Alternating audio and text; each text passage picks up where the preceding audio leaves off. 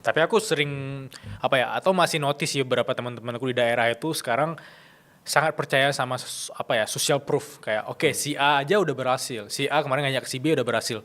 Lah aku si C kenapa tidak ikut juga gitu. Nah, di titik apa kita harus punya akal sehat tadi, misalnya harus sekritis apa gitu. Karena kan orang-orang terdekat aja udah berhasil gitu, Mas. Itu bahaya. Misalnya kita harus ngapain gitu. Nah, kembali lagi tadi, masuk ke poin yang kedua. Jadi gini, sebenarnya modus yang seperti Mas Bilal tadi, bahwa menggunakan influencer atau menggunakan referral dari orang-orang terdekat kita untuk menggait banyak nasabah, atau menggait member baru, itu kan yang disebut skema Ponzi tadi. Ya benar. Ya, jadi cara mencegahnya adalah ketika kita melihat nih sekeliling kita banyak yang ikut investasi, ya cek dulu mereka sudah punya izinnya belum dari OJK, sudah punya izinnya belum dari Bapepti, dan izinnya harus lengkap gitu.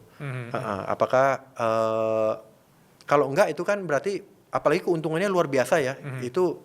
Itu udah menurut saya juga udah tanda-tanda sih Mas Bilal. Biasanya itu tidak berakhir baik ya gitu. Setahun 2 tahun biasanya udah meledak. Banyak lah dari zaman dulu di Indonesia kan kita beberapa kali ada kasus money game yang akhirnya kejadian gitu ya. Mungkin koperasi yang terakhir juga banyak gitu. Jadi harus hati-hati banget sih. Keuntungan yang tidak wajar apalagi gitu.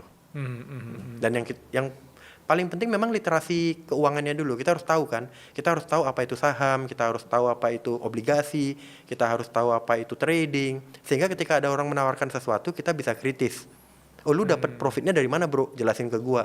Kalau dia nggak bisa jelasin, nah ini kan berarti udah red flag lagi gitu.